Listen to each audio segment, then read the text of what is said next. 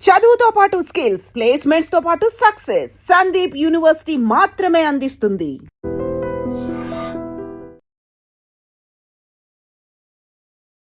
అంటే మొత్తం ఇండియా అంతా విజయ్ రష్మిక పెళ్లి గురించే నడుస్తుంది. ఎక్కడ పెట్టినా ఏ పని పెట్టినా పెద్ద పెద్ద సెలబ్రిటీలను ఇన్వైట్ చేసినా ప్రతి ఈవెంట్లో కనిపిస్తుంది మీరే. ఇద్దరి కాంబినేషన్, వాళ్ళ కెమిస్ట్రీ చూస్తుంటే అది they are made for each other లాగా ఉంటారు. ఎంత బ్యూటిఫుల్గా, ఎంత అందంగా. పెళ్ళైన తర్వాత సొంతూరుకి వెళ్ళారు. వాళ్ళ గ్రాండ్ పేరెంట్స్ దగ్గరికి వెళ్ళి చాలా కామన్ మ్యాన్ లాగా, అంటే మాలా కామన్ మ్యాన్ లాగా వెళ్ళి వాళ్ళకి దండం పెట్టుకుంటూ అంత డౌన్ టు ఎర్త్ ఉండదు. అయితే ఆ గ్రాండ్ పేరెంట్స్ అది మా ఊరు, అంటే విజయ్ వాళ్ళ అమ్మమ్మ వారు ఊరు. పెళ్ళైన తర్వాత వాళ్ళ ఊర్లో తుమ్మన్పేటలో వ్రతం చేసిన తర్వాత మా ఊరికి వచ్చిండు అన్నట్టు. అమ్మమ్మ లేరు. అమ్మమ్మకి విజయ్ అంటే ప్రాణం, విజయ్కి అమ్మమ్మ అంటే చాలా ప్రాణం. అసలు వీళ్ళిద్దరి మధ్య ప్రేమ మొదలైంది ఎక్కడ? గీతా గోవిందమా, డియర్ కామ్రేడా? డియర్ కామ్రేడ్ నుంచే మొదలైందని నా అనుమానం. మేనల్ని గమనిస్తున్నారా మీరు? నేను చూస్తూనే ఉన్నా. ఎంతమంది చెప్పినా వింటడు, డెసిషన్ మాత్రం ఆయనది. విజయ్ కెరీర్ సక్సెస్ అవ్వడానికి ప్రధానమైన కారణం మేనమామగా మీ అడుగు అని చెప్పుకోవచ్చు కదా. విజయ్ సక్సెస్లో నాది పెళ్లి చూపుల వరకే భాగ్యం. ఆ కాలంలో పెళ్లి చూపులు మేము 65 లక్షలలో తీసినాం అంతే. చాలామంది చెప్తున్నది ఏంటంటే మొత్తం ఈ పెళ్లి ఈవెంట్స్ అన్నిటికి కలిపి ఒక 15 కోట్ల దాకా ఖర్చు పెట్టారు ఈ జంట అని చెప్పేసి చెప్తున్నారు. గ్రాండ్ వెడ్డింగ్ అయితే అయ్యింది, ఖర్చుకు వెనకాడకుండా ఖర్చు పెట్టింది.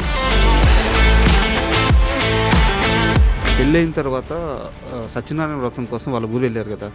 ఊరు వెళ్ళిన తర్వాత అక్కడ స్కూల్లో పిల్లలకి ఇకపైన ఎవరైతే స్కూల్ టాప్ వస్తారో వాళ్ళందరికీ వాళ్ళ చదువులకు అయ్యే ప్రతి ఖర్చును నేను భరిస్తానని చెప్పి విజయ్ గారు ప్రామిస్ చేశారు. స్కాలర్షిప్ స్టార్ట్ చేస్తున్నాం ఈ ఇయర్ నుంచి.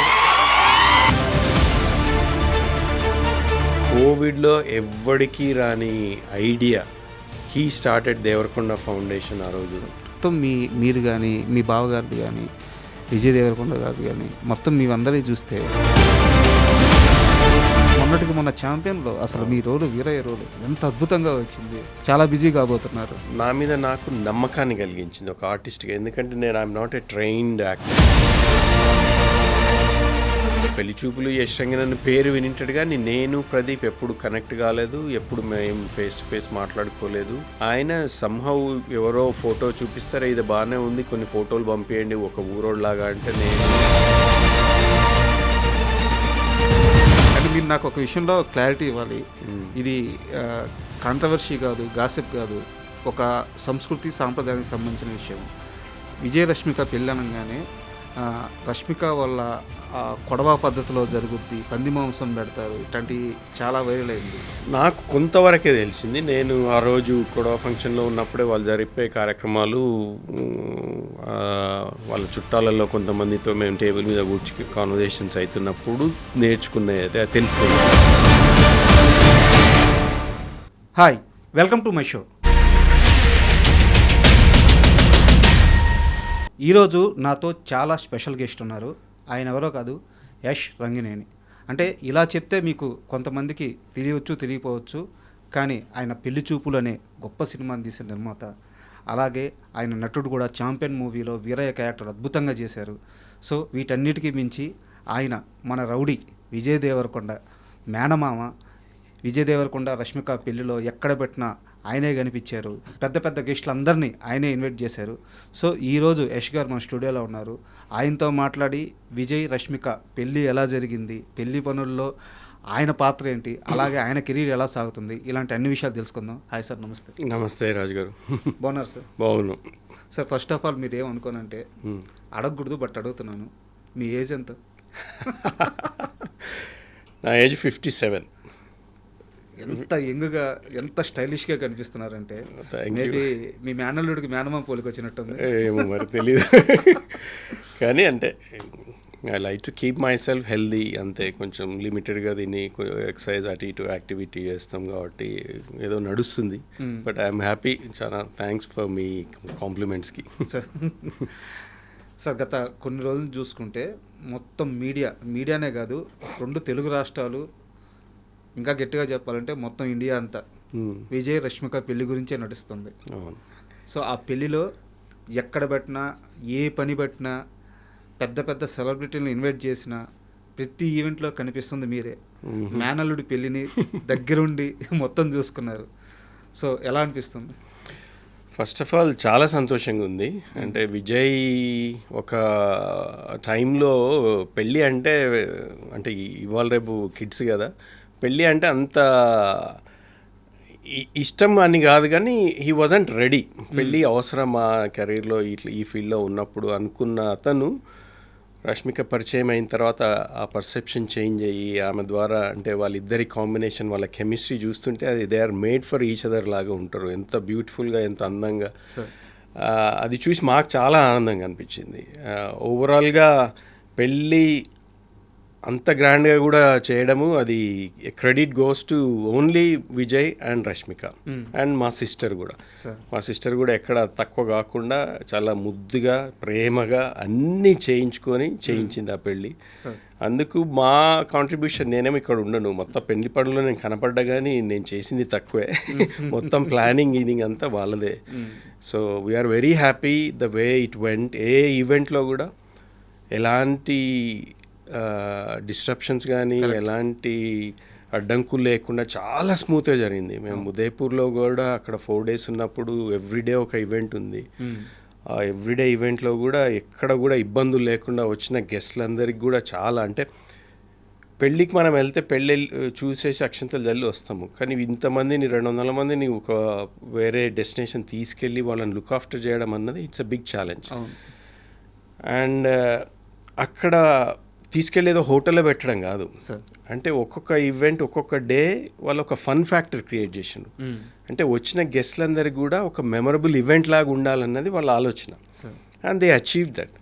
ఎవ్రీడే మేము క్రికెట్ ఆడినాము, అక్కడ పూల్ ఆడినాము, అది ఆడినాము, స్విమ్మింగ్ చేసినాము. ఎవ్రీడే ఏదో ఒక ఈవెంట్ ఉండే, ప్రతి వచ్చిన గెస్ట్లందరూ కూడా పార్టిసిపేట్ చేసి they enjoyed. It was like a holiday, not just their marriage, but it was like a holiday for వచ్చిన గెస్ట్లందరికీ కూడా. సో అట్లాంటి ప్లానింగ్ అన్నది అది నాకు అనిపిస్తుంది ఒక విజయ్కే వస్తాయేమో అట్లాంటి ఆలోచనలు అనిపిస్తాయి. ఏది చేస్తా కానీ డిఫరెంట్గా, వెరైటీగా చేయాలనుకుంటుంటాడు. And credit goes to both the couple. Sir, అంటే పెళ్ళి చాలా గ్రాండ్గా జరిగింది, పెళ్ళికి చాలా ఖర్చు పెట్టారు. ఇవన్నీ మాట్లాడే ముందు నాకు చాలా బాగా అనిపించింది ఏంటంటే, పెళ్ళైన తర్వాత సొంతూరుకి వెళ్ళారు. అక్కడ వెళ్ళిన తర్వాత వాళ్ళ గ్రాండ్ పేరెంట్స్ సంబంధించిన సమాధుల దగ్గర అంత పెద్ద స్టార్ హీరో ఇన్ని కోట్లు పెట్టి పెళ్లి చేసుకున్నారు, ఇంత పెద్ద ఫ్యాన్ ఫాలోయింగ్, అన్నిటిని కాస్త పక్కన పెట్టి వాళ్ళ గ్రాండ్ పేరెంట్స్ దగ్గరికి వెళ్ళి చాలా కామన్ మ్యాన్ లాగా, అంటే మాలా కామన్ మ్యాన్ లాగా వెళ్ళి వాళ్ళకి దండం పెట్టుకుంటూ అంత డౌన్ టు ఎర్త్ ఉండడం, సో చాలా ఆనందంగా అనిపించింది సార్. అది నిజంగానే ఆ పోస్ట్ కూడా చాలా వైరల్ అయినట్టుంది. చాలామంది అప్రిషియేట్ చేస్తున్నారు. అంటే పీపుల్కి విజయ్ అదర్ సైడ్ తెలియదు చాలామందికి. ఎంతసేపు మీరు ఎయిర్పోర్ట్లో చూసినా, ఎక్కడ చూసినా ఈజ్ ఆల్వేస్ స్టైలిష్, ఏదో ఫ్లాంబోయంట్గా బిహేవియర్ ఉంటుంది అనుకుంటాడు, కానీ ఆయన డౌన్ టు ఎర్త్ పర్సన్ అన్నది దాని ద్వారా తెలిసింది. అయితే ఆ గ్రాండ్ పేరెంట్స్ అది మా ఊరు, అంటే విజయ్ వాళ్ళ అమ్మమ్మ వారు. పెళ్ళైన తర్వాత వాళ్ళ ఊరిలో తుమ్మన్పేటలో వ్రతం చేసిన తర్వాత మా ఊరికి వచ్చిండు అన్నట్టు. అమ్మమ్మ లేరు. అమ్మమ్మకి విజయ్ అంటే ప్రాణం, విజయ్కి అమ్మమ్మ అంటే చాలా ప్రాణం. వాళ్ళిద్దరు కలిసి ఉన్నప్పుడు ఎప్పుడు వారు అంటే విజయ్ వాళ్ళ డాడే సక్సెస్ కాలేదు కదా, నువ్వెందుకు సినిమాలో అన్నట్టుగా షీ యూస్ టు వరీ అన్నట్టు. ఓకే. కానీ విజయ్ ఇంత సక్సెస్ చూడలేకపోయిండు, వారు చనిపోయిండు 2012లోనే. దాని తర్వాతనే విజయ్ స్టార్టెడ్ గ్రోయింగ్ కదా ఇండస్ట్రీలో. ఆ కనెక్షన్ చాలా ఉంది వాడికి ఇమోషనల్గా. అందుకే అమ్మమ్మని తప్పకుండా మనం దండం పెట్టుకోవాలి మామయ్య అంటే మేము ఊరికి తీసుకొని వచ్చినాం. మా ఊరిలో మా పొలాల్లో అక్కడ అది మనం సమాధులు అనం కానీ మనం బృందావనమో ఏదో అంటాం మేము.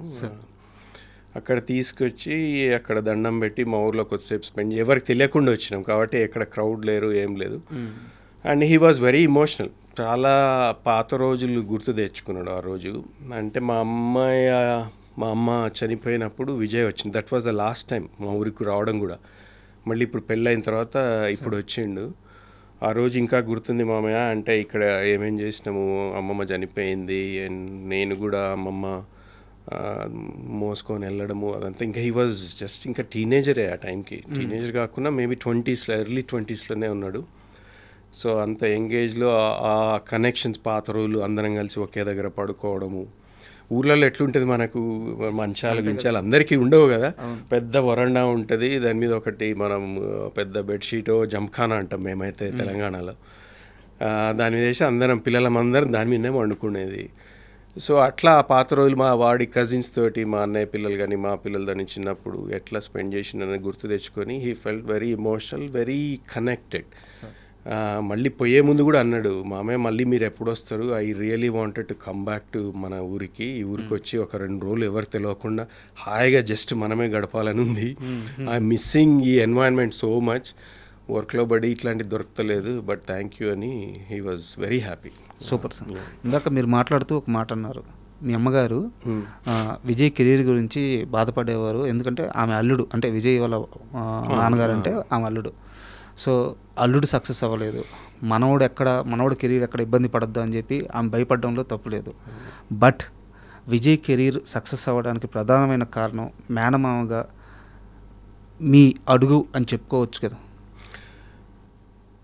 అది నేను కొంచెం కరెక్షన్ చేయాలి.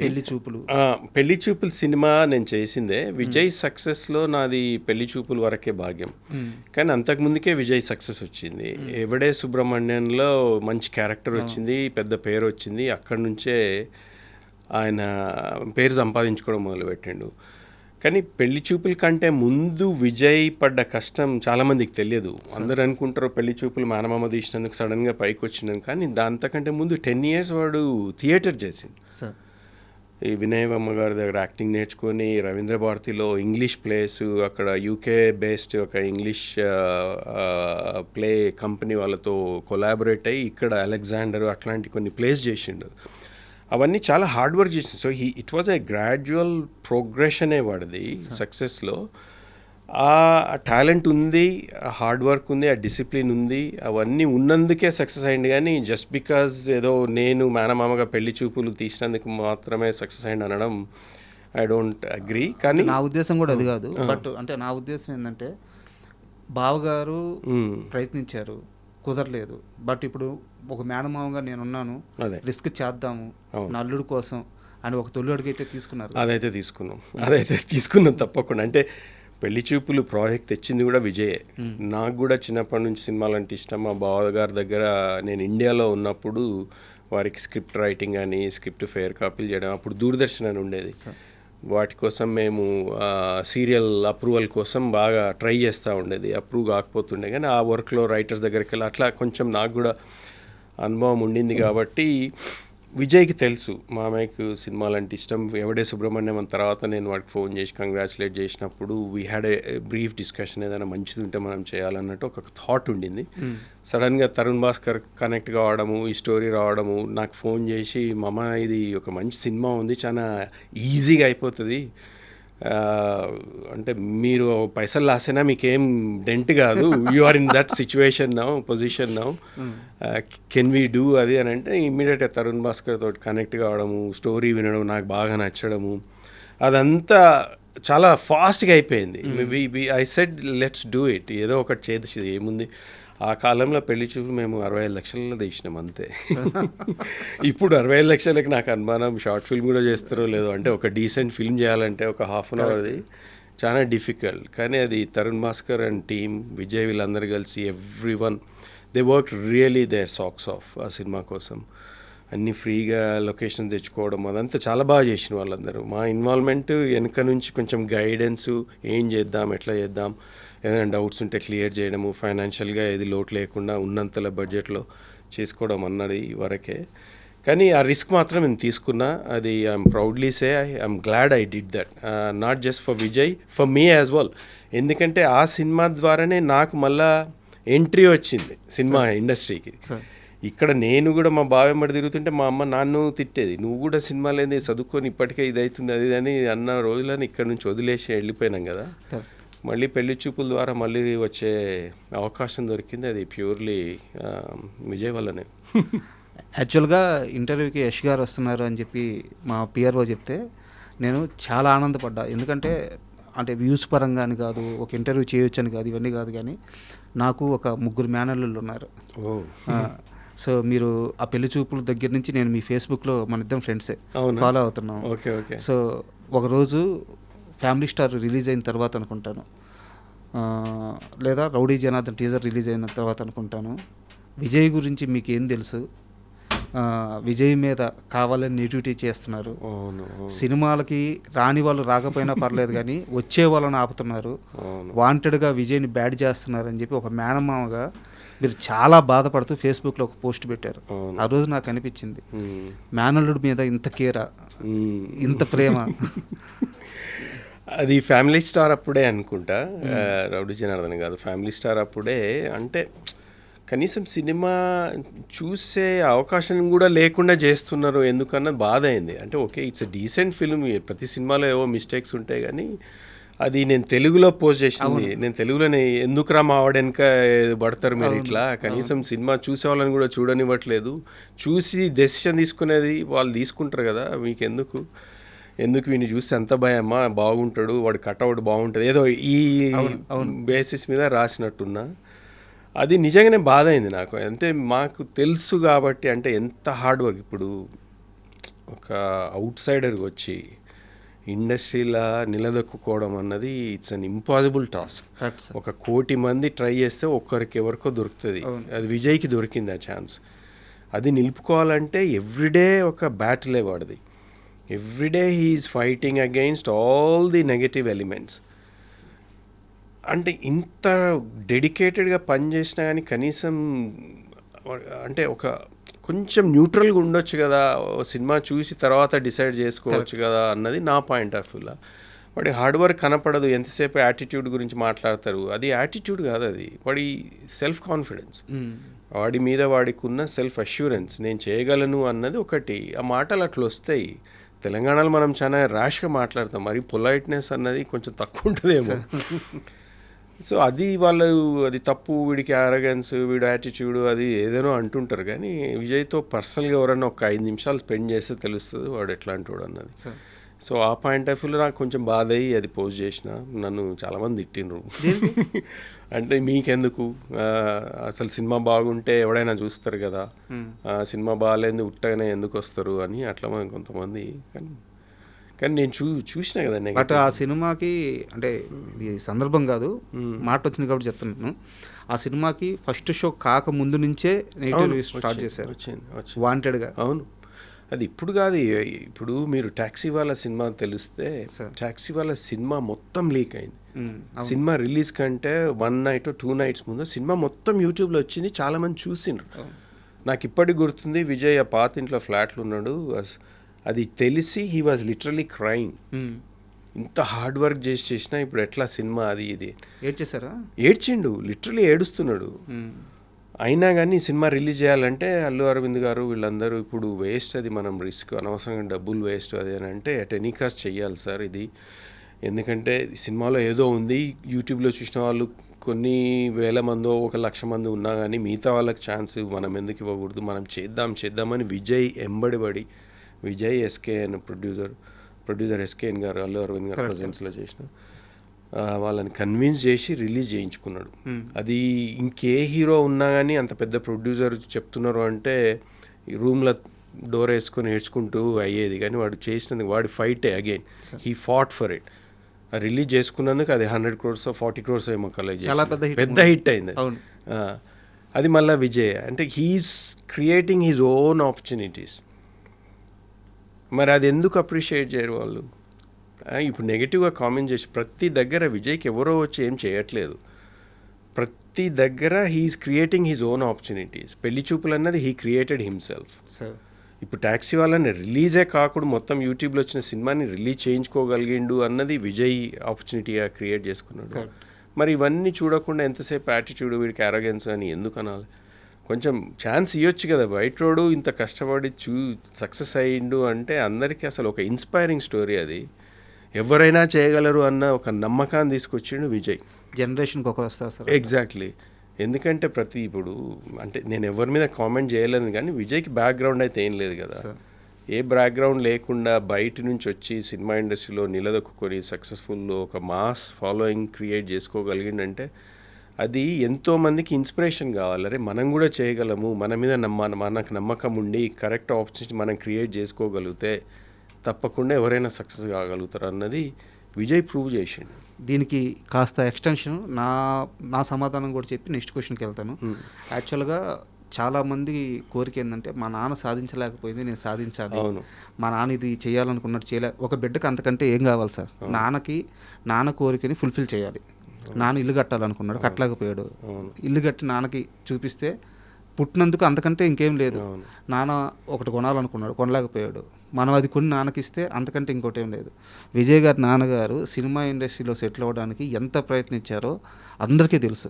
ఆయన చేయని కష్టం లేదు. ఈరోజు విజయ్ దేవరకొండ గారు ఆయన కష్టంతో ఈ స్థాయికి చేరి ఒక స్టార్ హీరో రేంజ్కి చేరి ఇంతమంది ఫ్యాన్స్ని గెలుచుకున్నారు అంటే ఇంకా ఆ తండ్రికి ఆయన ఇచ్చిన గొప్ప సక్సెస్ అదే కదా, గొప్ప గిఫ్ట్ కదా. ప్రతి ఒక్క కొడుక్కి ఆయన ఇన్స్పిరేషన్ కదా. మన నాన్నకు కూడా మనం అలా చెయ్యాలి అని చెప్పేసి. సో ఆ యాంగిల్లో చూస్తే చాలా గొప్ప వ్యక్తిగా కనిపిస్తారు. అవును అవును. ఇప్పుడు తండ్రి సాధించలేనిది మళ్ళీ అదే ఫీల్డ్లో. అవును, ఇప్పుడు మనం క్రికెట్లో ఓడిపోతే మళ్ళీ అదే గ్రౌండ్లో మళ్ళీ కొట్టి గెలిపించాలన్నది ఒకటి మనం అనుకుంటున్నాం. ఇంకా there is no other way. ఏదైనా మ్యాచ్ లూజ్ అయితే మళ్ళీ గ్రౌండ్కి వెళ్ళి మళ్ళీ అదే టీంతో ఆడి మళ్ళీ గెలిస్తేనే మీకు ఇది ఉంటుంది. Vijay did the same thing. Correct. ఇంకేదో ప్రొఫెషన్ చేసి పారిపోయలేదు. నాన్న మీరు ఇదే ప్రొఫెషన్లో సక్సెస్ కాలేకపోయిండ్రు కదా, నాకు కూడా ఇంట్రెస్ట్ ఉంది, లెట్ మీ ట్రై అన్నది ఫస్ట్ నుంచి. వాళ్ళు కూడా కేర్ఫుల్గానే ఉన్నారు, ఎందుకు అన్నట్టే అన్నారు ఇనిషియల్గా. కానీ మంచి వాడికి టాలెంట్ ఉంది, చూడ్డానికి చాలా బాగుంటాడు, ఎట్లాంటి ఉన్నప్పుడు ఒక ఆపర్చునిటీ ఎందుకు ఉండొద్దు అని ఒక టైం లైన్ పెట్టిండు వాళ్ళ నాన్న కూడా. నువ్వు ఒక 4 years టైం తీసుకో, 4 years ట్రై చేయి. ఆ 4 years లోపల నువ్వు కనుక బ్రేక్ చేయలేకపోతే you have to go and move something else. ఎందుకంటే నీ లైఫ్ కూడా ఇట్లా కష్టాలు ఉండడం నాకు ఇష్టం లేదన్నది వాడు ఆ 4 yearsలో చేయగలిగిండు. అది చేయగలిగిండు, అది చేసి చూపించిండు. మరి అది అండ్ అది వాళ్ళ తండ్రికి వారు ఏదేది చేయలేకపోయినో అవన్నీ చేసి చూపించి ఒక గిఫ్ట్గా ఇస్తున్నాడు అన్నది ఆయనను చూసి, విజయ్ని చూసి ఎంత గర్వం కదా అది. అండ్ మళ్ళీ పెళ్లి విషయానికి వస్తే సార్, ఇది మీరు కరెక్ట్గా చెప్పాలి. చాలా మందికి ఈ డౌట్ ఉంది. కాంట్రవర్షియల్ కాదు, చాలా మందికి డౌట్, అసలు వీళ్ళిద్దరి మధ్య ప్రేమ మొదలైంది ఎక్కడ? గీతా గోవిందమా, డీర్ కామ్రేడా? ఈ ప్రేమ మొదలైంది ఎక్కడ అన్నది ఎట్లా చెప్పాలి నాకు. వాళ్ళు అయితే అది షేర్ చేయలేదు, కానీ నాకు అనుమానం డియర్ కామ్రేడ్ తర్వాతనే. డియర్ కామ్రేడ్ నుంచే స్టార్ట్ అయింది. డియర్ కామ్రేడ్ నేనే చేసిన కదా, మైత్రి వాళ్ళతో కలిసే చేసిన మా సినిమా. డియర్ కామ్రేడ్ నుంచే మొదలైందని నా అనుమానం. మేనల్ని గమనిస్తున్నారా మీరు? నేను చూస్తూనే ఉన్నా, కానీ అంటే విజయ్లో ఉన్నది ఒకటి ఏంటంటే ఎంతమంది చెప్పినా వినడు. వినడు కాదు, ఎంతమంది చెప్పినా వింటాడు, డెసిషన్ మాత్రం ఆయనదే. ఓకే. ఇప్పుడు ఎంతోమంది మళ్ళీ సినిమాలు ఇది ఇప్పుడు ఇంట్లో కూడా కాన్వర్జేషన్స్ అవుతుంటాయి కదా, అవన్నీ వింటాడు, కానీ వాడికి నచ్చిందే చేస్తాడు. ఇంకా ఊరికే వద్దు అని ఎవరైనా చేస్తే మాత్రం ఇరిటేట్ అవుతాడు. ఆ బౌండరీ అయితే క్రియేట్ చేసుకున్నాడు. ఎంత పెద్దోళ్ళు, తండ్రి అయినా తల్లి అయినా మేనమైనా ఇంకే పెద్ద చుట్టమైనా కానీ వీ ఆల్వేస్ హ్యావ్ వాడి ఆ బౌండరీ దాటి మేము కూడా వెళ్ళలేం. ఓకే. అంటే మాకు అధికారం కూడా లేకుండా అన్నంత అట్లుంటుంది ఆయన బిహేవియర్. అంటే దిస్ ఈజ్ ది ఎండ్, మీరందరూ చెప్పిండ్రు కదా, ఓకే లీవ్ మీ అలోన్, నా డెసిషన్ నేను తీసుకున్నా, నా లైఫ్ కదా, మంచో చెడో, if I regret, if I get success అయితే నాకే కదా క్రెడిట్, మీ అందరికి బాధలేదు కదా అన్నది వాడి ఫిలాసఫీ ఫస్ట్ నుంచి కూడా అంతే. He doesn't listen. అండ్ చాలా క్లోజ్ సర్కిల్లో కొంతమందికి మాత్రమే తెలుసు, వాళ్ళ ద్వారా తెలుసుకున్నాను. విజయ్ తల్లిగారు మాధవి బంగారం అంటారు ఆయన, అంటే అంత మంచివారు అంటారు, చాలా సెన్సిటివ్ పర్సన్ అంట. చాలా సెన్సిటివ్. వారికి ఈ విషయం ఫస్ట్ ఎవరు చెప్పారు, ఎలా తెలిసింది, ఎలా కన్విన్స్ చేశారు? అది విజయ్ చెప్పిండు ఫస్ట్ నుంచి. అంటే ఇంకా వాళ్ళిద్దరు క్లోజ్గా ఉన్నారు, ఇంటికి అప్పుడప్పుడు వచ్చిపోవడం జరుగుతుంది, అది అంటే ఆ కెమిస్ట్రీ అర్థమవుతుంది కదా ఎవరికైనా అని కొంతవరకు. సో అది విజయ్ ద్వారానే తెలిసింది. వాళ్ళు ఇనిషియల్గా I don't know exactly the full detail, నాతో ఆమె ఎప్పుడు కన్సర్న్డ్గా ఎప్పుడు షేర్ చేసుకోలేదు, కానీ this is what he's thinking అది అన్నప్పుడు మేము ఓకే, ఇక వాడికి ఇష్టమైనప్పుడు వాడి ఇష్టమే కదా ఏదైనా కదా అన్నట్టే అనుకున్నాము. సో అది త్రూ విజయ్ ద్వారానే తెలిసింది. ఓకే సార్, ఒక సీరియస్ క్వశ్చన్ మీన్స్ ఏంటంటే, ఇప్పుడు ఇండస్ట్రీలో ఉన్న ట్రెండ్ ప్రకారం అడుగుతున్నాను. చాలామంది సెలబ్రిటీలు పెళ్లి చేసుకోవడం, తర్వాత సినిమా ఇండస్ట్రీలో ఉండి పెళ్లి చేసుకోవడం, తర్వాత ఇబ్బందులు పడడం మనం కళ్ళెదురుగానే చూస్తున్నాం. విజయ్ రష్మికని ప్రేమిస్తున్నాను, ఆమెనే పెళ్లి చేసుకుంటానని చెప్పినప్పుడు మీ ఫ్యామిలీ సర్కిల్లో కొంతైనా భయపడ్డారా? ఎలాంటి నిర్ణయం తీసుకున్నారు ఇనిషియల్గా? విజయ్ విషయం పక్కన పెట్టండి, మీరు కానీ మీ సిస్టర్ కానీ మీ బావగారు కానీ మీ వరకు ఎలా అనిపించింది? కన్సర్న్స్ అయితే ఉంటాయి తప్పకుండా. ఎందుకంటే మనం ఇండస్ట్రీలో చూస్తున్న ప్రతి ఫ్యామిలీలో ఏదో ఒక ఇన్సిడెంట్స్ అయితేనే ఉన్నాయి ఈ పెళ్ళిళ్ళు. ఆ కన్సర్న్ అయితే మా అందరికీ ఉండింది. అది నేనైతే విజయ్తో ఎప్పుడూ షేర్ చేయలేదు. ఎందుకు మళ్ళీ ఈ సినిమా వాళ్ళనే చేసుకోవడము అన్నది నేను ఎప్పుడు వాడితో మాట్లాడలేదు. I never asked a question ఎందుకు చేసుకుంటున్నావు అన్నది. ఎందుకంటే that's not my business. Is a grown up man, వాడంతటా వాడు అన్నీ చేసుకుంటున్నాడు. అట్లాంటప్పుడు మనము ఆ కన్సర్న్ చెప్పడం కూడా నెగిటివ్గా బాగుండదేమన్నది ఐ స్టేడ్ అవే. ఇంట్లో అమ్మ నాన్న మాత్రం మాట్లాడినరు అన్నది ఒకటి తెలుసు. మళ్ళీ ఎందుకు, ఏమవుతుంది, ఎట్లా అది అన్నది. కానీ ఐ థింక్ వాళ్ళిద్దరిని చూస్తే నాకు ఆ డౌటే రాదు ఇప్పుడు. వాళ్ళు ఎంత హ్యాపీగా ఉన్నారు అంటే, మీరు పెళ్ళిలో చూసింటారు వాళ్ళిద్దరిది కాస్ట్యూమ్స్ కానీ ఆ గెటప్లో కానీ రష్మిక ఎనర్జీ చూసిన ఆమె అంటే సినిమా బ్లాక్ బస్టర్ హిట్ అయితే కూడా అంత సంతోషపడదు. అంటే నాకు ఈరోజు అంత హ్యాపీగా ఉంది ఆమె బిహేవియర్. ఆ 4 days ఎవ్రీ ఈవెంట్ టైం లేకుండా ఉన్నా ఒకదాని తర్వాత ఉన్నా కానీ ఆమె ఎనర్జీ చూస్తే హౌ హ్యాపీ షీ ఈజ్ అన్నది క్లియర్గా తెలిసిపోతుంది. వాళ్ళిద్దరికి ఆ అండర్స్టాండింగ్ ఉంది. అంటే they stayed as a friends together for a long time now, almost 5-6 years connection ఉంది. కాబట్టి ఫ్రెండ్లీగా స్టార్ట్ అయినా కానీ they understood each. It's not a decision సడన్గా ఏదో ఒక ఇన్ఫాచ్యుయేషన్ తోటి క్రియేట్ అయింది అయితే కాదు. They took their time. Are we ready for this marriage? పైగా ఇద్దరు చాలా మెచ్యూర్డ్ పర్సన్స్. ఇప్పుడు రష్మిక అసలు బాలీవుడ్లో అంత సక్సెస్ అయింది, అమ్మాయి వెళ్ళి అంత యంగ్ ఏజ్లో అన్నది దాని వెనకాల అంటే కొంతవరకు విజయ్ గైడెన్స్ కానీ విజయ్ సపోర్ట్ కానీ ఆమెనే షేర్ చేసుకుంటుంది ఆ విషయాలు ఎన్నోసార్లు. అదంతా అంటే వాళ్ళకి ఆ కనెక్షన్ ఉంది కాబట్టి, ఆ కెమిస్ట్రీ కరెక్ట్ వర్కౌట్ అయింది కాబట్టి they decided I think we should అన్నది. సో దాంట్లో మాకైతే డౌట్ ఏం లేదు.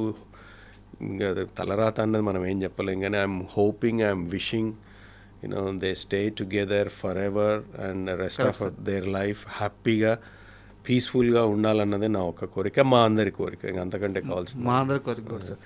అండ్ మీరు వీరి పెళ్ళికి ఇన్వైట్ చేయడానికి పెద్ద సెలబ్రిటీలు ఇన్వైట్ చేయడానికి అందరి దగ్గరికి మీరే వెళ్ళారు.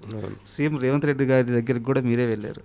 ఆయన ఎలా రిసీవ్ చేసుకున్నారు, ఏమన్నారు? సీఎం రేవంత్ రెడ్డి గారి దగ్గరికి నేను వెళ్ళలేదు. విజయ్ ఫస్ట్ పోయిండు. విజయ్ పోయిన తర్వాత మా సిస్టర్ పోయి వారి వైఫ్కి సెపరేట్గా పోయారు. తర్వాత మళ్ళీ రష్మిక కూడా వేరే సెపరేట్గా వెళ్ళి వచ్చిండ్రు. సో రష్మిక తరఫు నుంచి కూడా ఇన్విటేషన్ అన్నట్టుగా. నేను మిగతా పొలిటీషియన్స్ అందరికీ మేనమామగా నాకే పడ్డది ఆ డ్యూటీ. ఇంట్లో అంటే విజయ్ అందరి దగ్గర వెళ్ళలేడు, పెళ్లి పనిలో ఉన్నారు, మా బావగారు కూడా బిజీగా ఉన్నారు, అది నువ్వే చూసుకోవాలని నాకు ఫస్టే చెప్పిండ్రు. సో అపాయింట్మెంట్లు తీసుకొని ప్రతి ఒక్కరి దగ్గరికి వెళ్ళినాం. బట్టి విక్రమార్క గారి దగ్గరికి వెళ్ళాం. బట్టి విక్రమార్క గారు చాలా మంచిగా రిసీవ్ చేసుకున్నారు. వారి బ్రదర్ మల్లు అనంతరాములు గారు ఉండేది వెనకట, వారితో మాకు చాలా పరిచయం. మా అన్నయ్య ఊరిలో సర్పంచ్గా ఉన్నప్పుడు అది చాలా అంటే అది నేను షేర్ చేసుకుంటే వారు ఇంకా హ్యాపీ అయినారు.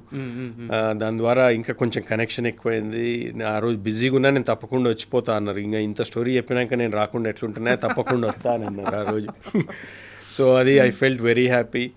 బండి సంజయ్ గారి దగ్గర కూడా చాలా స్పెండ్ చేసినాం. వారు అంటే ఇంకా నేను సినిమా వాడిని అని తెలిసి వారు అటు ఏదో ఒక స్టోరీ గురించి అంటే బెంగాల్లో జరుగుతున్న ఒక ఇన్సిడెంట్ని మీరు ఒక రైటర్ని పెట్టుకొని రాయండి, మీకు అంత సపోర్ట్ ఇస్తా, చాలా పవర్ఫుల్గా ఉంటుందని ఒకటి హీ రిక్వెస్టెడ్. ఐఎమ్ ఎక్స్ప్లోరింగ్ అది ఒకసారి నేను మళ్ళీ కలుద్దామని అన్నారు. So I'm gonna meet him and find out ఎవరు అన్నది. బెంగాల్లో ఎవరో ఉన్నారంట, మా దగ్గరికి వెళ్ళి కనెక్షన్ అని.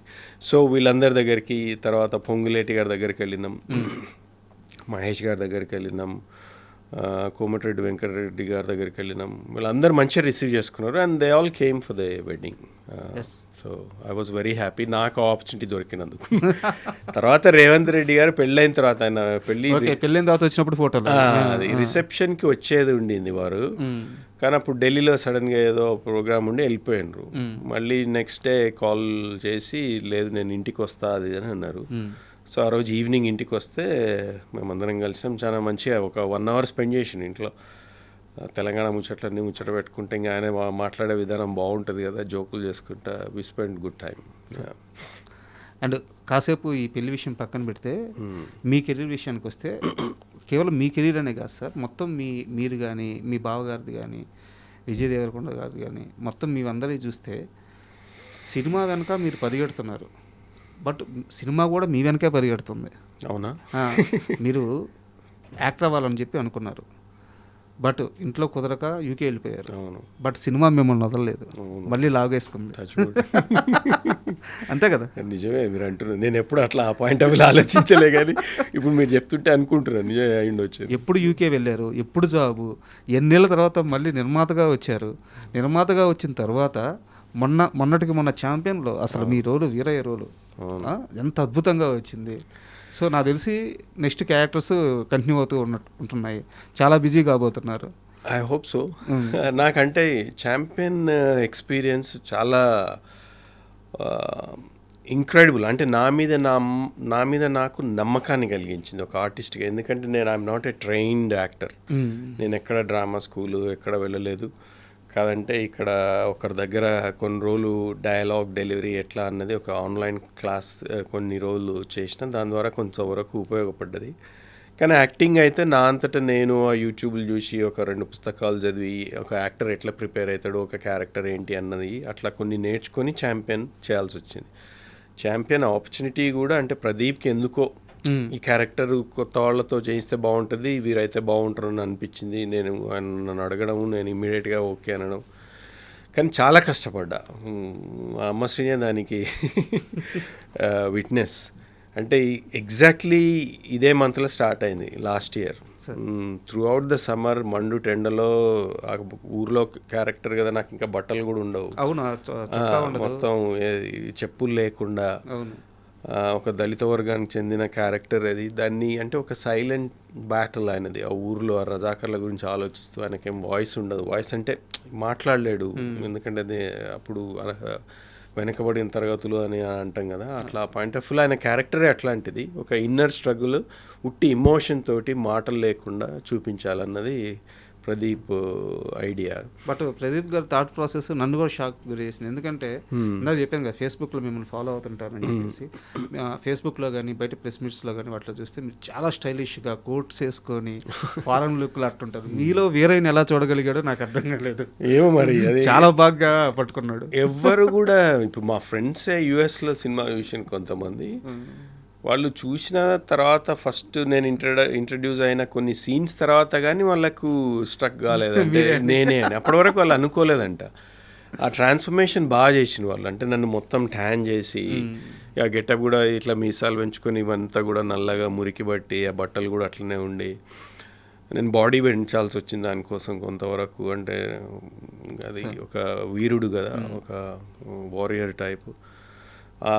సో ఆ transformation I worked very very hard. అది ప్రదీప్ క్రెడిటే దాన్ని. అంటే ఆయన డిజైన్ చేసుకున్నట్టు దాన్ని నన్ను ఆ క్యారెక్టర్లోకి మోల్డ్ చేయడం అన్నది అది నిజంగానే. అంటే నన్ను ఇట్లా చూస్తే ఆ క్యారెక్టర్ వీడియోడు ఎట్లా చేసిండు అనుకుంటారు. నిజమే అది. సార్ మనం ఈ ఇంటర్వ్యూ చేస్తుండగా ఒక గుడ్ న్యూస్ వచ్చింది, చెప్పమంటారా? చెప్పండి. మీ కూతురికి స్టేట్ బెస్ట్ అవార్డు అంటే గద్దర్ అవార్డు వచ్చింది. ఎవరు మీ కూతురు? రష్మిక గారు. Wow, congratulations. Thank you so much. The girl friend మూవీకి బెస్ట్ యాక్ట్రెస్ అవార్డు వచ్చింది. అమేజింగ్. పెళ్ళయి ఒక 4 రోజులు కాలేదు, అప్పుడే ఇంకా గుడ్ న్యూస్ రావడం అన్నది అది చాలా ఇంకా మంచి హ్యాపీగా ఉంది మా అందరికీ. So I will definitely speak to her and message her. మొత్తం ఫ్యామిలీ అంతా ఒక పాజిటివ్ వైబ్స్ వస్తున్నాయి. నిజమే. Thank you. కానీ ఐ థింక్ షీ డిజర్వ్స్ ఆ అవార్డ్. గర్ల్ ఫ్రెండ్లో ఆమె పర్ఫార్మెన్స్ చాలామంది మెచ్చుకున్నారు. అంటే అంత మెచ్యూర్డ్ పర్ఫార్మెన్స్, అంత యంగేజ్లో ఆమె చేయగలుగుతుంది అంటే she is extremely incredibly talented girl. So no wonder people are recognising, and ఆ సినిమాకి అవార్డు రావడం మాకే కాదు మొత్తం ఇండస్ట్రీ కూడా ఒక గుడ్ న్యూసే. So I congratulate not only Rashmika for the entire team of girlfriend. Thank you. And sir మ్యారేజ్కి సంబంధించి నా దగ్గర చాలా గాసిప్స్ ఉన్నాయి. గాసిప్సే అవి నిజాలు కావు, మీరే అంటున్నారు గాసిప్స్ అని. సో అదే వీటిల్లో ఏవి గాసిప్స్ ఏవి నిజం మీరే చెప్పాలి. అండ్ ఫస్ట్ ఆఫ్ ఆల్ నా దగ్గర ఉన్న కెన్ ఐ సే ప్రతిదానికి నో కామెంట్ లేదు, ఏదో ఒక సమాధానం కావాలి. అండ్ చాలామంది చెప్తున్నది ఏంటంటే మొత్తం ఈ పెళ్ళి ఈవెంట్స్ అన్నిటికి కలిపి ఒక 15 కోట్ల దాకా ఖర్చు పెట్టారు ఈ జంట అని చెప్పేసి చెప్తున్నారు. ఎంత అయిందో నాకు తెలియదు, నేను లెక్క అడగలేదు, ఇంకా ఛాన్స్ దొరకలేదు. We're so busy, just you know ప్రతిరోజు ఏదో ఒక ఈవెంట్లో అంత బిజీగా ఉన్నప్పుడు ఖర్చు గురించి ఎక్కడ వెనకైతే ఆడలేదు. ఎంత ఖర్చు అయిందన్నది నాకైతే తెలియదు. ఈ నెక్స్ట్ 2-3 డేస్లో మా సిస్టర్ దగ్గర పోయి అడిగితే ఒకసారి లెక్క చూసుకుంటే నాకు ఐడియా వస్తుందేమో, కానీ మీకే తెలుస్తుంది. అంటే ఒక గ్రాండ్ వెడ్డింగ్ అయితే అయ్యింది, ఖర్చుకు వెనకాడకుండా ఖర్చు పెట్టిండ్రు. అది ఎంత అయిందన్న నాకు ఐడియా లేదు. అండ్ ఖర్చు అనే ప్రస్తావన వచ్చింది కాబట్టి నాకు వేరే విషయం గుర్తొచ్చింది సార్. పెళ్ళైన తర్వాత సత్యనారాయణ వ్రతం కోసం వాళ్ళ ఊరు వెళ్ళారు కదా. ఊరు వెళ్ళిన తర్వాత అక్కడ స్కూల్లో పిల్లలకి ఇకపైన ఎవరైతే స్కూల్ టాప్ వస్తారో వాళ్ళందరికీ వాళ్ళ చదువులకు అయ్యే ప్రతి ఖర్చును నేను భరిస్తానని చెప్పి విజయ్ గారు ప్రామిస్ చేశారు. ఆ డెసిషన్ అప్పటికప్పుడు తీసుకున్నారా ఊరు వెళ్ళినాక? లేదు, ముందే ఐడియా ఉంది విజయ్కి. అంటే ఇట్లా చారిటీ వర్క్ చేయడం చాలా ఇష్టం ఫస్ట్ నుంచి కూడా. మీరు గమనించండి, మామూలు ఎర్లీ స్టేజ్ ఉన్నప్పటి నుంచి కూడా వాడు బర్త్డేకి ఐస్ క్రీమ్ బండి దగ్గర నుంచి చూస్తే కోవిడ్లో ఎవ్వడికి రాని idea he started Devarakonda foundation ఆ రోజు. అంటే ఇండస్ట్రీ నుంచి ఇంకా యాక్టివ్గా ముందుకు రానప్పుడే అందరికంటే ముందు వచ్చేసి ఒకటి చేద్దాము, మనము ఫుడ్ ప్యాకెట్ సప్లై చేద్దాము, మెడిసిన్ సప్లై చేద్దామని ఆయన రౌడీ టీంని అందరినీ గ్యాదర్ చేసి వాళ్ళందరికీ చేయగలిగిండు. సో ఆయన ఒక ఫిలాంథ్రపీ పాయింట్ ఆఫ్ వ్యూలో ఆయనకు ఐడియాస్ ఫస్ట్ నుంచి ఉన్నాయి. సో వాళ్ళ ఊరికి వాళ్ళ నాన్న అమ్మ ఏదైతే కనెక్షన్ ఉందో, మేము ఊర్లో పెరిగినాం. నేను 5th వరకు ఊర్లోనే చదివినా, మా చెల్లెలు ఊర్లోనే చదువుకుంది. సో వాళ్ళ నాన్న ఫస్ట్ నుంచి ఊరి వాతావరణం మా అందరికి బాగా ఇష్టమే. సో ఆ ఇష్టాన్ని ఊరి నుంచి డిస్కనెక్ట్ కావద్దు అన్నది ఫస్ట్ నుంచి వాడికి ఉన్న ఐడియానే. అందుకే ఊర్లో అంత ఖర్చు పెట్టి ఇల్లు కూడా కట్టించుకున్నారు. సో ఊరి వాళ్ళకి ఎట్లా చేద్దామన్నది అచ్చంపేట్ డివిజన్లో ఉన్న ఒక 30-40 స్కూల్స్కి టాప్ ర్యాంక్స్ వచ్చిన ఇద్దరికో ఎవరికో కంటిన్యూస్గా మేము సపోర్ట్ చేస్తామన్నది అది ముందు ప్లాన్ చేసుకున్నాడు. స్పాంటేనియస్గా అని అయితే నేను అనుకోను, అది నాతోటైతే డిస్కస్ చేయలేదు. కానీ అది హీ హ్యాడ్ అన్ ఐడియా, ఒక ఐడియా అయితే ఉండింది, చెయ్యాలి ఏదో ఒకటి ఊరికి, మన ఊరికి ఇక్కడ ఉన్న పేద పిల్లలకు కానీ ఏదో ఒకటి మంచి ఎడ్యుకేషన్ సిస్టంలో బాగా ఇంట్రెస్ట్ ఉన్న వాళ్ళని పైకి తీసుకొస్తే బాగుంటుంది అన్నది వాడి ఐడియా. అంటే యాక్చువల్గా ఈ విషయాన్ని మీడియాలో చాలామంది క్లియర్గా రాయలేదు. స్కూల్ టాప్ వచ్చిన 1-2 పిల్లలు అంటే మీరు చెప్పినట్టు 40 స్కూల్లో ఎవ్రీ ఇయర్ ఆ నెంబర్ పెరుగుతూ పోతుంది, 100 మంది పిల్లలు అవుతారు కదా సార్. అది ఇంకా నాకు డీటెయిల్ తెలియదు ఎగ్జాక్ట్లీ ఎట్లా అన్నది. మరి అది ఒకసారి డైరెక్ట్ విజయ్ని అడిగితేనే బెటర్ ఏమో.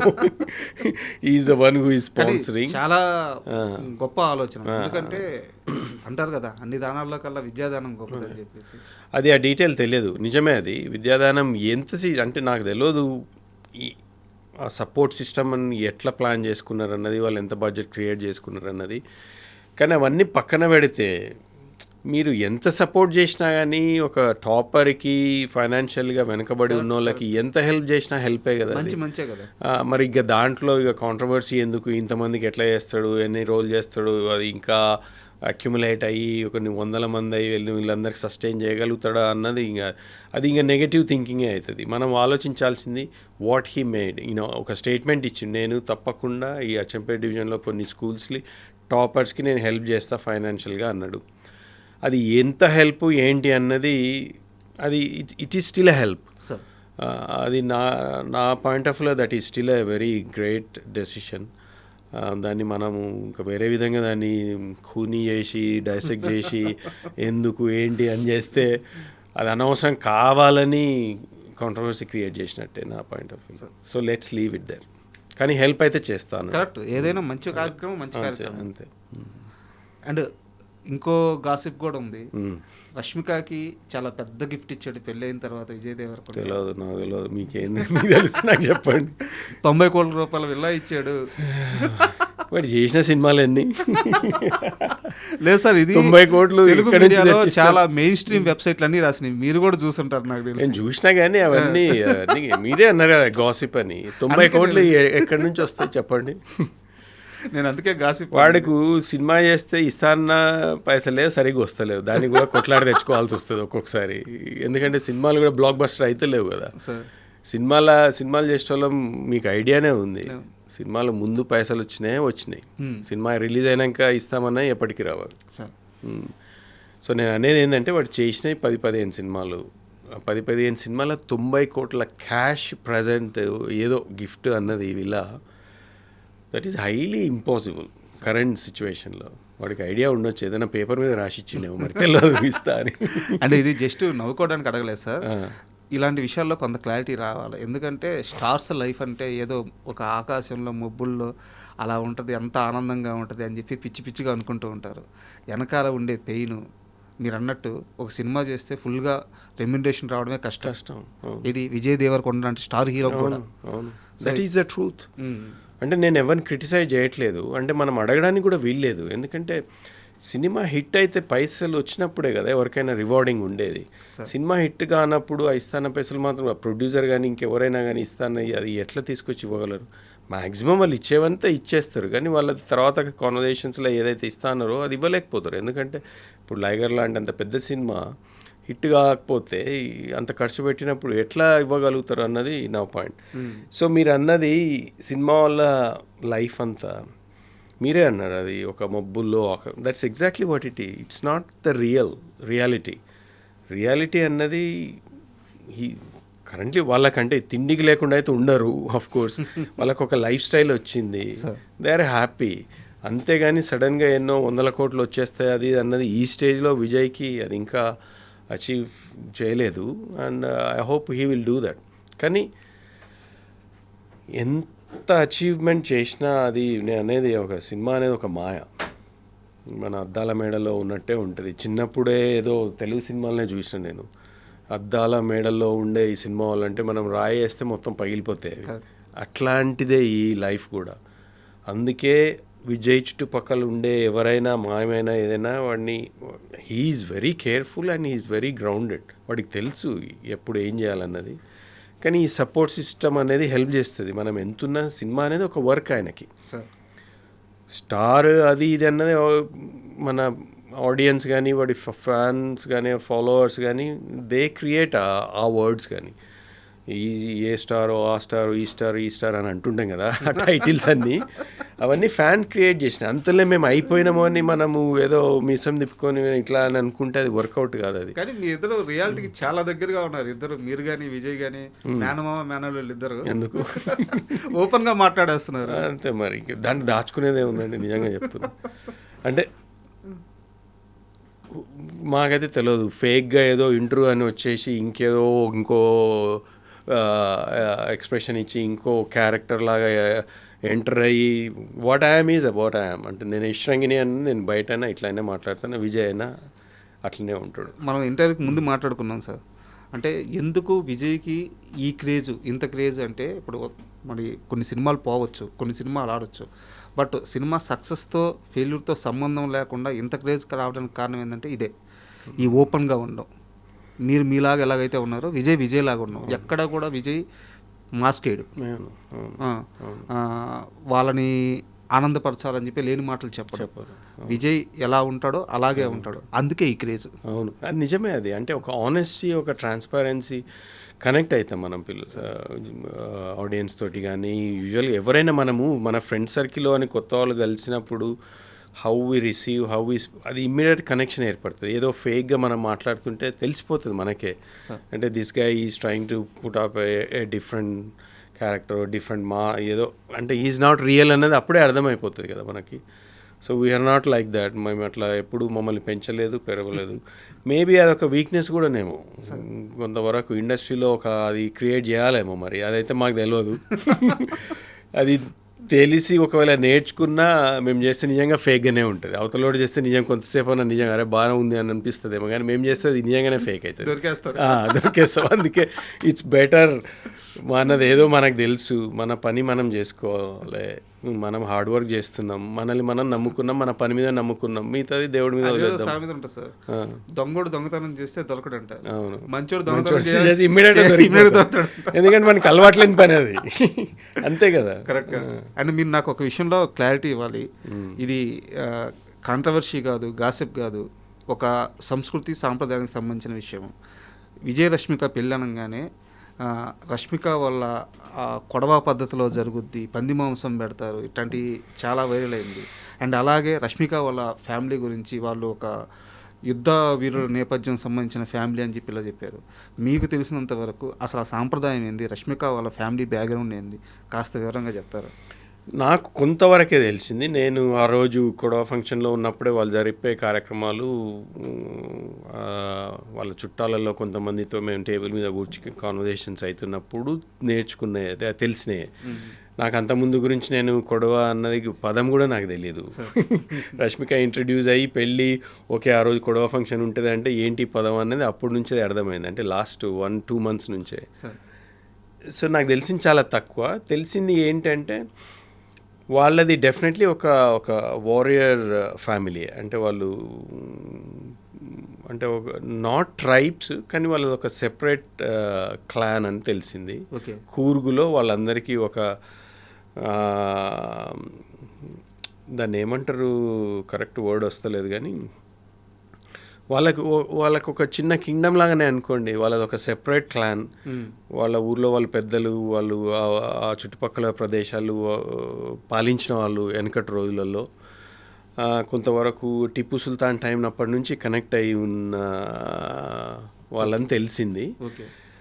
అందుకే ఆ ఫంక్షన్లో కొన్ని అవి చేయించిన అన్నట్టు. ఇప్పుడు అరటి మాన్ ఉంటుంది, దాంతో కట్ చేయించడము అట్లాంటివన్నీ వాళ్ళకు ఉన్నాయంట. అది చేస్తే అంటే వీడు ఎంత బలం ఉన్నాడు, ఎంత వీరుడు అన్నది ప్రూవ్ చేసుకోవాలంటే ఒకటే షాట్కి దాదాపు ఒక 10 ఒక నిలబెట్టి ఉన్నాయి అన్నట్టు. ఒక మాన్లు, అరటి మాన్లు ఒక 10 దాకా ఆ కత్తి తీసుకొని ఒక్కొక్కటి స్లైస్ చేసుకుంటూ ఒకటే దెబ్బ కొట్టేసేయాలన్నట్టు. అవన్నీ చేసిండ్రు అక్కడ, అంటే ఒక ట్రెడిషనల్గా. అవన్నీ చూస్తే అనిపించింది వాళ్ళకంటే వాళ్ళకు ఒక ట్రెడిషన్ ఉంది, ఒక ఐడెంటిటీ ఉంది, and they are totally different to usual అన్న కన్నడ పీపుల్, అదైతే గ్యారంటీ. అంటే కూర్గ్లో డిఫరెంట్గా ఉన్నారు వాళ్ళు. ఇంకొక విషయం తెలిసిందంటే కూర్గ్ అన్నది ఒక స్మాల్ ప్లేస్ అయినా కానీ వాళ్ళ కాంట్రిబ్యూషన్ స్టేట్కి, అంటే ట్యాక్స్ ఎంత పే చేస్తుండ్రో అది అంటే డిస్ప్రపోర్షనేట్గా ఉంది. మిగతా డిస్ట్రిక్ట్స్తో పోలిస్తే కూర్గ్ ఇస్తున్న కాంట్రిబ్యూషన్ చాలా హైగా ఉంది. ఇన్ రిటర్న్ ఆ ఇన్వెస్ట్మెంట్ వాళ్ళకి దొరుకుతలేదు అన్నది వాళ్ళకు ఒక డిసప్పాయింట్మెంట్ అని తెలిసింది నాకు. అది వీళ్ళు ఇస్తున్న డబ్బులకి ఇన్ రిటర్న్ ఇన్వెస్ట్మెంట్లు మళ్ళా కూర్కి చాలా తక్కువ వస్తుందంట. అది అంటే they are lobbying, they are trying to, అంటే ఒక ఫెయిర్నెస్ ఉండాలన్నది వాళ్ళు దే ఆర్ స్టిల్ ట్రయింగ్ అని తెలిసింది. సో అంతవరకే తెలుసు, నాకు ఇంకెక్కువ ఏం తెలియదు. ఈ పంది మాంసము అది అన్నది అనేటోడు అంటూనే ఉంటారు. బట్ నిజం కాదా, నిజం కాదా అక్కడ పెట్టినరా లేదా అన్నది అక్కడ ఉండింది పంది మాంసం. అంటే అది సంస్కృతి అంతే. మనమే ఇప్పుడు అంతే. భక్త కన్నప్ప ఉన్నాడు, ఆయనకి ఏం చేయాలో తెలియదు. దేవుడిని పూజించాలంటే దొరికిన దాంట్లోనే పూజించిండు. అప్పుడు అంటే ఇది రెలవెంటో కాదని అనేది ఒక ట్రెడిషన్ ఉన్నప్పుడు వాడికి దొరికింది, మాంసమే పెట్టిండు కదా శివుడికి. అది తప్పు అని మనం ఇప్పుడు హిందువులు అంటారు, అదంటారు, ఇదంటారు, కానీ ఆయన పాయింట్ ఆఫ్ వ్యూలో నేను దేవుడినే ప్రేమిస్తున్నా అన్నది వాళ్ళ అది నేను అనేది. అది ఒక ట్రైబ్, అది ఆచారం అన్నదే అంతే. ఇప్పుడు తెలంగాణలో మేము ఇది కూడా చూసిన, నేను వ్రతం అయిన తర్వాత మాంసం పెట్టుడే. వ్రతం జరిగింది ఒక్కడి దగ్గర, మాంసం అక్కడెక్కడో ఊరోళ్ళ కోసం మేము ఫస్ట్ టైం ఊరికి డిన్నర్ చేస్తున్నాం. ఇప్పుడు ఊరోళ్ళకి పిలిచి వాళ్ళకి దావత్ కదా అది, మనము ఇస్తున్న పార్టీ. వాళ్ళకి ఉట్టి పప్పు భోజనం పెట్టి పంపిస్తే బాగుంటుందా? ఫస్ట్ ఆఫ్ ఆల్ తెలంగాణలో అసలు అది లేదు. తెలంగాణలో మీకు తెలిసిందే కదా. సో వ్రతం జరిగి పూజ అంతా అయిపోయిన తర్వాత ఎక్కడెక్కడ క్లోజ్ అయిన తర్వాత లంచ్ స్టార్ట్ అయింది. అది కూడా ఎక్కడో దూరంగా. అది మా ట్రెడిషన్. అది తెలంగాణలో మనకు ట్రెడిషన్. అది కొంతమంది అన్నారు వ్రతం అయిపోయిన తర్వాత ఇలా నాన్ వెజ్ ఎలా పెడతారు, కానీ తెలంగాణ ఇప్పుడు కాదు, వెనకటి నుంచి. ఇప్పుడు వచ్చిన ఈ రిసెప్షన్లు అవి, ఇప్పుడు మా అక్కయ్య అప్పుడు పెళ్ళైనప్పుడు వ్రతమే రిసెప్షన్ ఇంకో సెపరేట్ ఉండకపోయేది కదా. పెళ్ళి అయిపోయిన తర్వాత ఊరికి పోయేసి అత్తగారి ఇంట్లో వ్రతం జరిగేది. వ్రతం జరిగినప్పుడే ఆ మిగతా పెళ్ళికి రాని చుట్టాల వాళ్ళందరికీ కూడా డిన్నరో లంచో అది క్రియేట్ చేస్తే మనము ఒక మేకనో ఒక గొర్రెనో కోసి భోజనం పెట్టేది. అదే సేమ్ ట్రెడిషన్ వి ఫాలోడ్. అది ఇష్టం లేనివాడు ఎన్నో అంటుంటారు, మనం అవి పట్టించుకుంటారు. సార్ మీ కెరీర్కి సంబంధించి ఒక సీరియస్ క్వశ్చన్ అండ్ సజెషన్ కూడా అనుకోండి, నాకున్న అతి తక్కువ పరిజ్ఞానం మేరకు, బట్ దీన్ని ఎలా తీసుకుంటారో మీ ఇష్టం. ఇప్పుడు నేను చాలామంది ఆర్టిస్టులని ఇంటర్వ్యూ చేస్తుంటాను.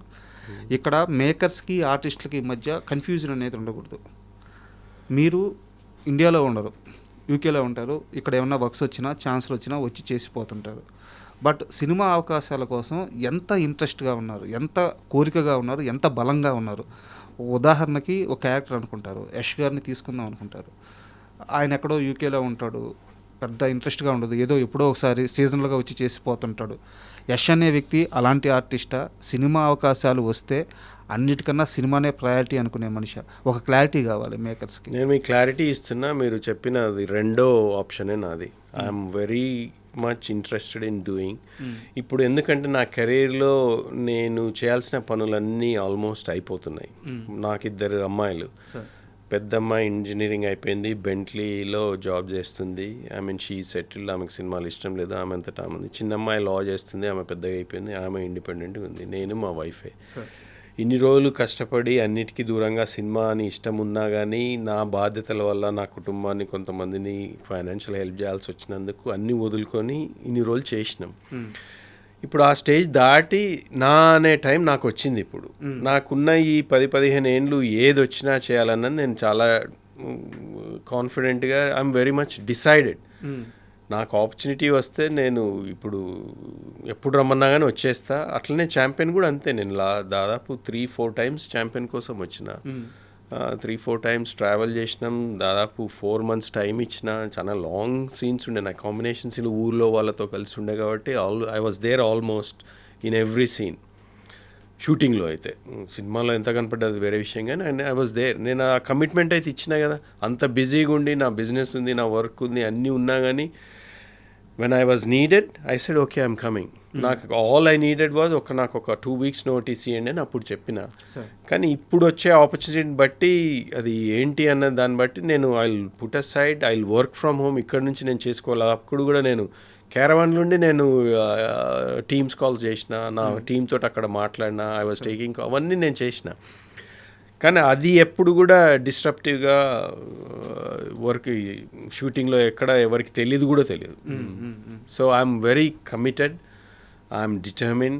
If there is a good opportunity I want to prove my self as an actor కూడా. యాక్టింగ్ అంటే నాకు చాలా ఇష్టం, నిజంగా చెప్తున్నా, చాలా ప్యాషనెట్గా చెప్తున్నా. మీకు తెలిసినా కానీ ఎవరైనా యాక్టింగ్ ఆపర్చునిటీస్ ఉన్నా కానీ just refer my name. I'm ready to do any role. As an artist, I just wanted to do some good characters. Just ఈ క్లారిటీ కోసం అడిగాను సార్ నేను ఈ క్వశ్చన్. అండ్ ఇక్కడ ఇంకో క్వశ్చన్ కూడా మీరు తప్పుగా అనుకోవద్దు. విజయ్ దేవరకొండ మేనమామ అనేది మీకు పర్సనల్గా అవకాశాలు అడగడానికి ఇది మీకు మైనస్ అయ్యే అవకాశం ఉంది కదా? ఉంది. కొంతమంది అంత పెద్ద ఆయనకి ఇంత చిన్న రోల్ ఏమిద్దామని అనుకోవచ్చు. కొంతమంది దగ్గరికి వెళ్ళి మీరు ఈ రేంజ్లో ఉండి వెళ్ళి వీళ్ళని అవకాశం, మా ఓడికి ఏమైనా బ్యాడ్ నేమ్ అవ్వద్దేమో అని చెప్పి ఇది ఒక సమస్య ఉంది. సో దీన్ని ఎలా దాటాలి? అది నిజంగా చాలా very interesting question and very good question మీరు అన్నది. నేను కూడా చాలా రోజుల నుంచి ఆలోచిస్తున్నా.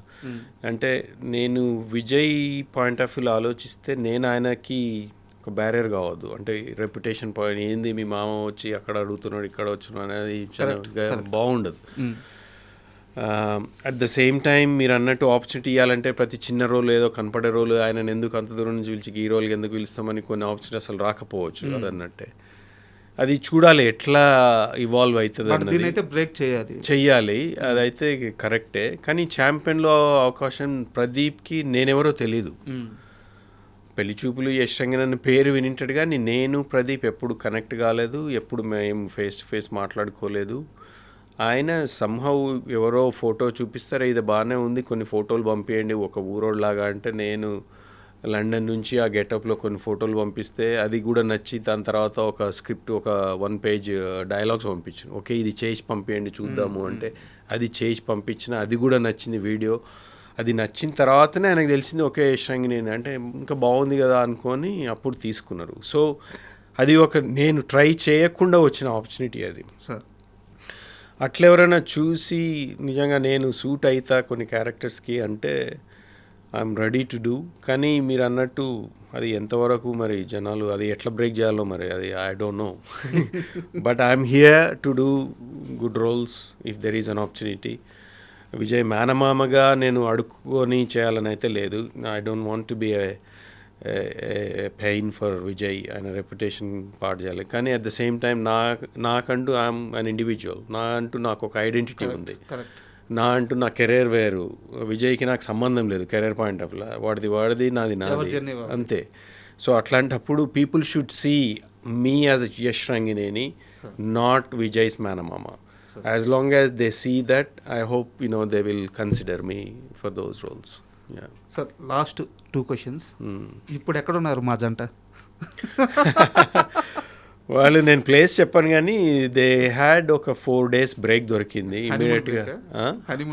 హనీమూన్ అని కాదు కానీ అదే వాళ్ళు హాలిడే పోయినరు. They wanted to go away from all this chaos. ఇన్ని రోజులు ఇంతమంది చుట్టుమధ్యలో అంత టెన్షన్ వాళ్ళ మీద ఉండే కదా. So they wanted to spend quite time before మళ్ళీ వాళ్ళిద్దరు షూట్ స్టార్ట్ అవుతుంది నెక్స్ట్ వీక్ నుంచే. ఇద్దరు మళ్ళీ సెపరేట్ అయిపోతారు for at least 2-3 weeks. They are not seeing each other. So అందుకే ఈ 4 days గ్యాప్లో we wanted to have a quick ఒక పీస్ఫుల్ బ్రేక్ అని పోయినరు. So yeah there just. And మీ మేనల్లుడు కాకుండా మీకు ఇష్టమైన హీరో ఎవరితో యాక్ట్ చేయాలని ఉంది? నాకు సీనియర్ ఎన్టీఆర్ అంటే చాలా పిచ్చి. చాలా ఎస్వి రంగారావు గారు, ఎన్టీఆర్ గారు, they are the 2 people who really inspired me. First నుంచి కూడా ఎన్టీఆర్ గారి సినిమాలు ప్రతి ఒక్కటి చూసిన ఆ కాలంలో. ఆ పౌరాణికం ఇంకా ఇష్టం ఉంటుండే. చిన్నప్పుడు మేము ఎండాకాలం సెలవులో మా ఊరికి పోతే ఆ సినిమాల నుంచి కొన్ని సీన్ ఒక 5 నిమిషాలు స్కిట్ లాగా రాసుకొని నేను మా విజయ్ వాళ్ళ అమ్మ మేమిద్దరం చేసి మా కజిన్స్ అందరికి ప్లే చేసి చూపిస్తుండే. ఒక డైలాగ్ అనుకున్నా, నాకు రాదు ఇప్పుడు డైలాగ్ కానీ వద్దు. కానీ అట్లాంటి చిన్న అందుకే వారు ఈజ్ ఇన్స్పైరింగ్. దాని తర్వాత నేను టీనేజర్గా గ్రో అవుతున్నప్పుడు నాకు బాగా ఇష్టపడ్డ చిరంజీవి గారిని. అంటే ఆ డాన్స్ కానీ ఆ సినిమాలో ఆ కాలంలో వచ్చిన ప్రతి సినిమా ఎంత క్రేజ్ ఉంటుండే అంటే అది అన్బిలీవబుల్. ఇప్పటికీ ఎవరంటే చాలా ఇష్టం. ఇంకా తర్వాత నెక్స్ట్ జనరేషన్లో అందరి సినిమాలు చూస్తూనే ఉంటా, ఏది మంచిగా అనిపిస్తుంది. బాగా పుష్ప బాగా నచ్చింది, మంచి అర్జున్ బాగా చేసిండ్రు, ఎన్టీఆర్ది బాగా చేస్తారు, మహేష్ బాబు. ఇంకా అంటే నాకు ఐఎమ్ నాట్ క్రేజీ ఫ్యాన్, నాకు ఈయననే అన్నట్టు లేదు తర్వాత జనరేషన్, కానీ చూస్తుంటా అందరి సినిమాలు.